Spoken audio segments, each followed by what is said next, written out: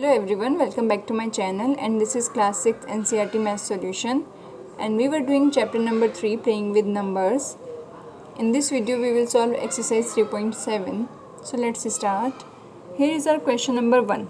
Renu purchases 2 bags of fertilizer of weight 75 kg and 69 kg.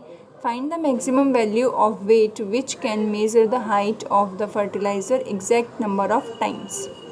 अब हमें इस exercise में कुछ वर्ड प्रॉब्लम्स दी गई हैं, उन्हें हमें सॉल्व करना है. ओके, और सबसे पहले हमें ये फाइंड आउट करना है कि क्वेश्चन में हमसे पूछा क्या जा रहा है. HCF पूछा जा रहा है या फिर LCM पूछा जा रहा है. ओके, जैसे कि ये फर्स्ट क्वेश्चन है तो हमें कैसे पता चलेगा कि हमसे क्या पूछा जा रहा है. सबसे पहले क्वेश्चन में हम ध्यान से पढ़ेंगे क्वेश्चन को. सो इसमें हमसे पूछा जा रहा है find the maximum value of weight which can measure the high weight of the fertiliser exact number of times. So यहाँ पे हमसे पूछा जा रहा है मैक्सिमम वैल्यू ऑफ वेट.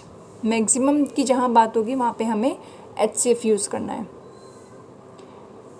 और जहाँ पे मिनिमम की बात होगी वहाँ पे हमें LCM फाइंड आउट करना है, बिकॉज LCM की फुल फॉर्म क्या होती है, least common multiple. Okay, so in this question we will find HCF of 75 and 69. First of all, we will find factors of 75. So factors of 75 will be 3 multiplies 5 multiply 5. Factors कैसे find out करते हैं ये मैं already previous video में बता चुकी हूँ. सो अगर आपने वो वीडियो अभी तक नहीं देखी है सो आप डिस्क्रिप्शन बॉक्स में जाके देख सकते हो. I have given the link of that video in my description box. Then factors of 69 will be 3 multiply 69. Sorry, 3 multiply 23. Okay, so अब हम देख सकते हैं कि इन दोनों में only 3 is the common factor. So HCF will be 3. Therefore the required weight is 3 kg. 3 kg का weight हमें चाहिए जिसकी ज़रूरत है, जिससे हम फर्टिलाइज़र को exact number of times weight कर सकते हैं, मेज़र कर सकते हैं. Okay, now let's see the question number 2. 3 boys step off together from the same spot. Their steps measure 63 cm, 70 cm and 77 cm respectively. What is the minimum distance each should cover so that all can cover the distance in complete steps? अब सबसे पहले हमें देखना है कि यहाँ पे maximum पूछा जा रहा है या फिर मिनिमम. सो यहाँ पे हम देख सकते हैं कि मिनिमम डिस्टेंस हमसे पूछा जा रहा है. सो मिनिमम की बात हो रही है, it means we have to find out the LCM. So LCM हम कैसे फाइंड आउट करेंगे, लेट्स सी. आप LCM 63 का अलग से फैक्टर्स फाइंड आउट करके, 70 के अलग फैक्टर्स फाइंड आउट करके और 77 के अलग से फैक्टर फाइंड आउट करके भी फाइंड कर सकते हो. बट जब आपके पास तीनों नंबर एक साथ दिए गए हैं तो आप इनको एक साथ लिख के भी इनका LCM ईजिली फाइंड आउट कर सकते हो. कैसे, let's see. Write all the 3 numbers 63, 70 and 77.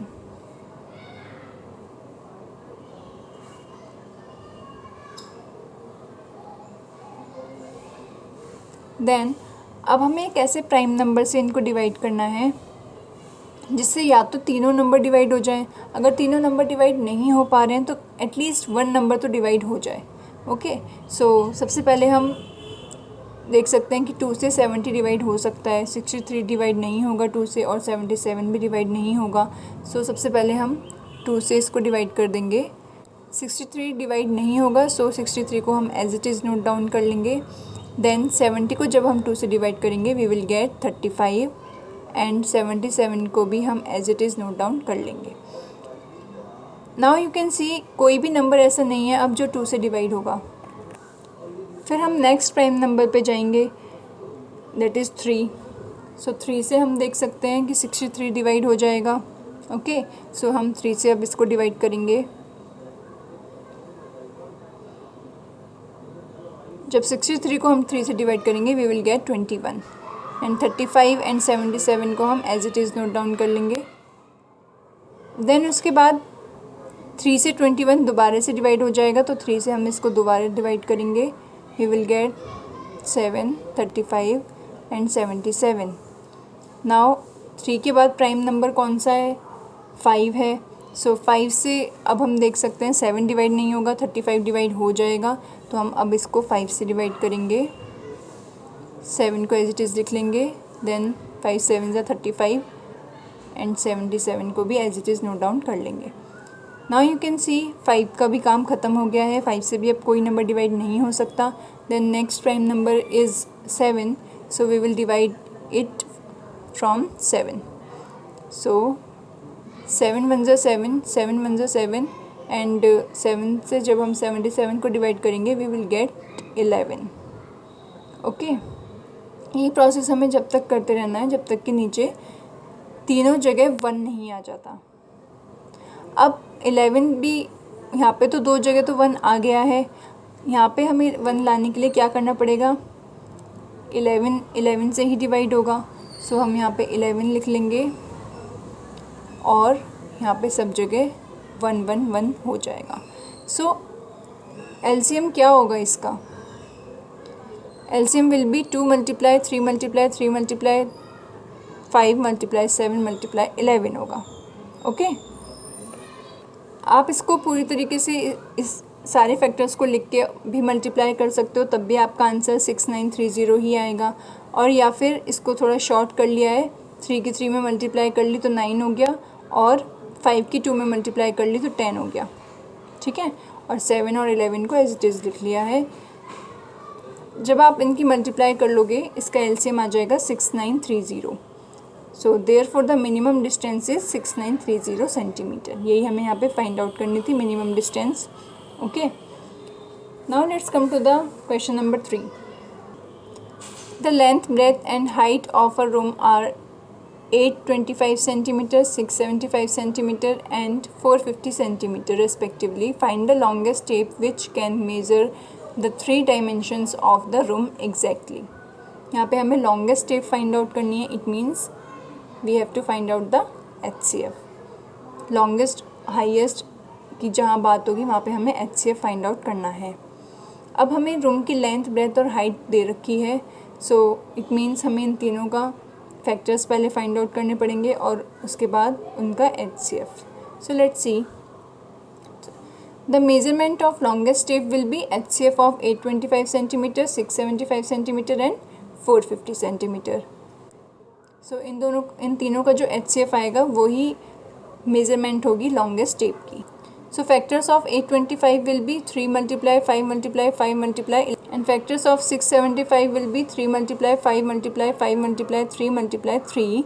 Then factors of 450 will be 2 multiply 3 multiply 3 multiply 5 multiply 5. So अब आपको इसमें कॉमन फैक्टर्स फाइंड आउट करने हैं। So common factors will be 3 multiply 5 multiply 5.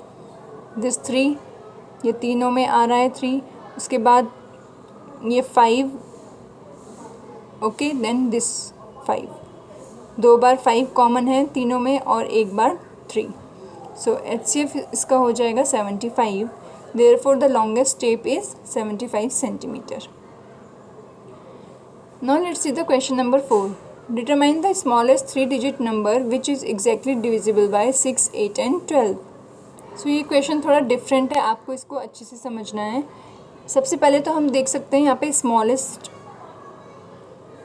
की बात की गई है, स्मॉलेस्ट 3 डिजिट नंबर। ओके, अब इस क्वेश्चन में हमसे ना मैक्सिमम पूछा गया है ना मिनिमम पूछा गया है, तो अब हमें कैसे पता चलेगा कि हमें इसमें HCF फाइंड आउट करना है कि LCM। सो यहाँ पे एक बात कही गई है which is exactly divisible by 6, 8 and 12। तो हमें ऐसा नंबर फाइंड आउट करना है जो इन तीनों नंबर से एग्जैक्टली डिविजिबल हो। एग्जैक्टली डिविजिबल मीन्स जब हम उस नंबर को 6, 8 एंड 12 से डिवाइड करें तो कोई भी रिमाइंडर नहीं बचे। ऐसी कंडीशन में हम हमेशा LCM फाइंड आउट करते हैं, बिकॉज LCM ही एक ऐसा नंबर होता है जो तीनों नंबर से एग्जैक्टली डिविजिबल होता है। अगर आप HCF फाइंड आउट करोगे तो HCF वो नंबर नहीं हो सकता, ठीक है। So we will find LCM of 6, 8 and 12। The LCM of 6, 8 and 12 will be 2 multiply 2 multiply 2 multiply 3, that is 24. Okay, यहाँ पे मैंने फैक्टर्स करके दिखा रखे हैं, एलसीएम कैसे फाइंड आउट करना है तीनों का वो भी दिखा रखा है, आप भी दिखा सकते हैं क्वेश्चन में। अब हमें बोला गया है कि स्मॉलेस्ट 3 डिजिट नंबर, एलसीएम आया है हमारा 24 which is a 2 digit number, और स्मॉलेस्ट 3 डिजिट नंबर हम सबको पता है क्या होता है, 100 होता है। बट 100 इन तीनों नंबर से डिवाइडेड नहीं हो रहा है, ठीक है। तो अब हम क्या करेंगे, now we will divide 100 by 24, ये जो एलसीएम आया है इससे हम 100 को डिवाइड करेंगे, फिर हम देखेंगे कि हमें कितने नंबर एक्स्ट्रा हो रहे हैं 3 डिजिट नंबर को इन तीनों नंबर से डिवाइड करने के लिए। Okay, so when we divide 100 by 24 we will get 4 as reminder. It means 4 number यहाँ पे एक्स्ट्रा हैं, उसको हम माइनस कर देंगे 24 में से। We will get 24 minus 4 that is 20। 20 को हम 100 में प्लस कर देंगे, 20 तो 2 डिजिट नंबर है, 20 को हम खाली नहीं लिख सकते हैं, तो 20 को हम 100 में प्लस कर देंगे, इससे वो 3 डिजिट नंबर बन जाएगा एंड ये 120 हो जाएगा। And 120 is divisible by 6, 8 and 12। 120 इन तीनों नंबर से डिविजिबल है और ये 3 डिजिट नंबर भी है। ओके, सो इस तरीके से हमें ये फाइंड करना था। Now let's see the question number 5। Determine the longest 3 digit number which is exactly divisible by 8, 10 and 12। सो यहाँ पे भी हमें सेम वही प्रोसेस करना है। सबसे पहले हम एलसीएम फाइंड आउट करेंगे 8, 10 एंड 12 का, दैट विल बी 120। हमें चाहिए largest 3 digit number. So largest 3 digit number is 999। सो 999 को हम 120 से डिवाइड करके देखेंगे कि कितने एक्स्ट्रा नंबर यहाँ पे आ रहे हैं। So when we divide 999 by 120 we will get 39 as reminder. It means 39 को अगर हम 999 में से माइनस कर देंगे, सब्ट्रैक्ट कर देंगे, तो हमारे पास लार्जेस्ट 3 डिजिट नंबर आ जाएगा जो कि 8, 10 एंड 12 से डिविजिबल होगा। Okay, so therefore the required number will be 999 minus 39 is equals to 960. 960 is divisible by 8, 10 and 12 also. So this is the answer of this question. Now let's see the question number 6. The traffic lights at 3 different road crossing change after every 48 seconds, 72 seconds and 108 seconds respectively. If they change simultaneously at 7 am, at what time will they change simultaneously again? This is a very important question. बस थोड़ा सा आपको इसमें question को अच्छे से समझना है। सो लेट्स सी। सो इस टाइप के क्वेश्चंस में हम हमेशा एलसीएम फाइंड आउट करते हैं। So LCM of 48, 72 and 108। 48, 72 and 108, इन तीनों का हम एलसीएम जब फाइंड आउट करेंगे we will get 432 second. Okay, 432 इनका एलसीएम हो जाएगा। इट मीन्स जो तीनों लाइट्स हैं वो 432 सेकेंड के बाद चेंज होनी स्टार्ट हो जाएंगी, ठीक है। सो 432 सेकेंड्स को मिनट्स में हम कैसे लिख सकते हैं, that will be 7 minutes and 12 seconds. अब हम इन्हें मिनट्स में इसलिए चेंज कर रहे हैं क्योंकि हमसे पूछा गया है what time will they change simultaneously again. So हमें टाइम बताना है, तो टाइम हम ये जो सेकंड हैं इनको मिनट में चेंज करके 7 AM में ऐड कर देंगे, उससे हमें पर्टिकुलर टाइम पता चल जाएगा कि after what time they will change simultaneously again. Okay, so 432 second को मिनट में चेंज करने के लिए हम क्या करेंगे, 432 को 60 से डिवाइड कर देंगे इस तरीके से। सो 67 ज़ा 420 and this will be 2 and this will be 1. So it means 7 minutes and 12 seconds. 7 minutes तो पूरे आ गए हमारे पास, ये मिनट्स में हो जाते हैं, और ये रिमाइंडर जो भी आता है ये सेकंड्स होते हैं. Okay, so when we change 432 second into minutes, we will get 7 minutes 12 seconds. 7 minutes 12 seconds को हम 7 AM में ऐड कर देंगे. सो टाइम हो जाएगा हमारा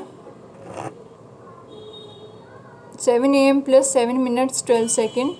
so this is the time, 7:07 AM 12 ठीक है.